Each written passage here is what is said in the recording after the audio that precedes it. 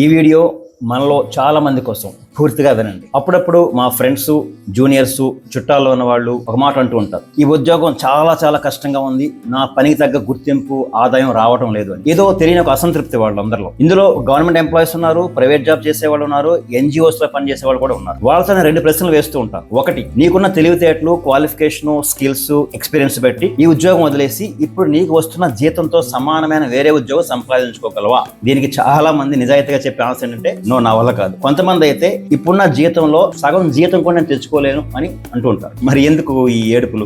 రెండో ప్రశ్న, నీకన్నా తెలివైన వాళ్ళు, నీకన్నా ఎక్కువ కష్టపడే వాళ్ళు, నీకు వచ్చిన అవకాశాలు రాక బయట ఉండిపోతున్నారు. అలాంటి వాళ్ళతో న్యాయబద్ధంగా పోటీపడి ఇంకొకసారి ఉద్యోగం సంపాదించగలవా? దీనికి కూడా నాకు వచ్చిన ఆన్సర్ ఏంటంటే చాలా మంది నుంచి నో, నా వల్ల కాదని. కాబట్టి ఏ ఉద్యోగమైనా, ఏ వ్యాపారమైనా, ఏ చదువైనా సరే కష్టపడితేనే ఫలితం వస్తుంది. Simple, there is no shortcut. ఈ రోజు ఈ స్థాయిలో, ఈ హోదాలో నేను ఉన్నాను కంటే ఇది నా ఒక్కరి గొప్పతనం కాదు. నన్ను కన్నవాళ్ళు, ప్రేమగా, జాగ్రత్తగా, బాధ్యతగా పెంచిన వాళ్ళు, విద్యాబుద్ధులు నేర్పించిన వాళ్ళు, అవకాశాలు ఇచ్చిన వాళ్ళు, పరోక్షంగా సాయం చేసిన వాళ్ళు చాలా మంది ఉన్నారు. అందరూ కలిసి ఒక నీళ్లు పోసి నీడిసి తిరిగిన మొక్క లాంటి జీవితం ఉన్నారు. కాబట్టి ప్రతి చిన్న విషయానికి ఈ విలువైన జీవితాన్ని నిందించకుండా ఆనందంగా ఉన్న ప్రయత్నం చేద్దాం. ఎప్పుడైనా ఏ వయసులో ఉన్నవారైనా సరే నాకు చాలా కష్టంగా ఉంది అనిపిస్తే గనక ఈ 2 ప్రశ్నలు వేసుకోండి. వీటికి సమాధానం మీకే దొరుకుతుంది. నిజంగా ఈ 2 ప్రశ్నలకి సమాధానం ఎస్ అనుకుంటే మాత్రం ఏమాత్రం ఆలోచించకుండా హ్యాపీగా ఉద్యోగం మారిపోండి. మిమ్మల్ని ఎవ్వరు ఆపలేరు. Always try to be happy. All the best. Padala charitable trust, Kakinada, Suryaprasad. Thank you.